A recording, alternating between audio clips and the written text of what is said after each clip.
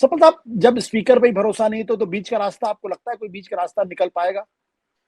देखिए आशुतोष जी, आप भी जानते हैं, हम भी जानते हैं हुँ, कि ये जो प्रस्ताव पेश होता है लोकसभा में खास तौर पे, वो कभी पास नहीं हुँ, होता है। हुँ, क्योंकि बहुमत सरकार के पास होता है, मेजॉरिटी हुँ, सरकार के पास रहेगी, वो इसको गिरा देगी। लेकिन हुँ, ये एक संदेश देने का तरीका है। ये संदेश कई तरह से पहले देने की कोशिश हुई, स्पीकर साहब से भी हुँ, बात होती थी, उनसे जाके हमारे लीडर मिलते भी थे, सदन के अंदर भी ये बात उठाई जाती थी कि भई विपक्ष की जगह है, उसका आप सम्मान कीजिए, विपक्ष के बिना संसद की कल्पना नहीं की जा सकती है। हुँ, जिस जनता ने सरकार को चुना है, उसी जनता ने विपक्ष को भी चुना है। ये तो हुँ। बेसिक है। लेकिन जब इस पे कोई हल नहीं निकला, तो ये संदेश देने के लिए ये प्रस्ताव मूव हो रहा है। ये प्रस्ताव से किसी को ये नहीं है कि स्पीकर हटा दिए जाएँगे।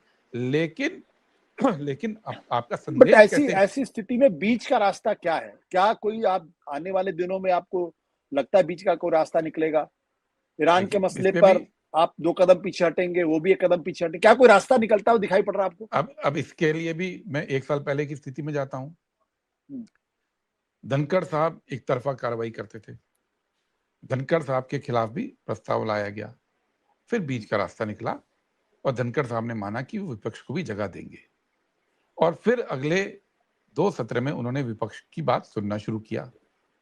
और जब विपक्ष की बात सुनना शुरू किया, तो मोदी और उनकी टीम को इतना बुरा लगा कि उन्होंने धनखड़ साहब से ही इस्तीफा ले लिया।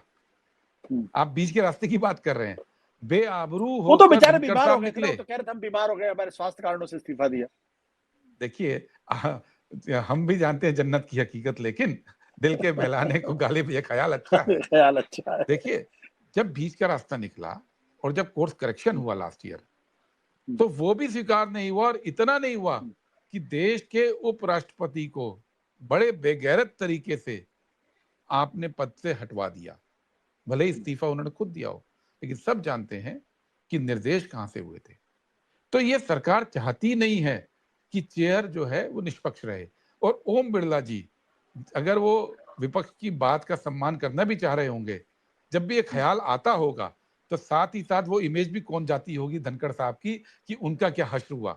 तो अब ओम बिड़ला जी को मैं क्या बोलूं, क्योंकि क्योंकि ये तो उनके सामने अभी हाल का इशू है ना, हाल ही का इशू है। हुँ, समस्या यहाँ पे है आशुतोष भाई कि हुँ। प्रधानमंत्री चाहते ही नहीं कि लोकतांत्रिक तरीके से सदन चले। और अभी तक तो सदन की बात थी, आज एक नई चीज पता चली, वो चाहते ही नहीं कि लोकतांत्रिक ढंग से कैबिनेट भी चले।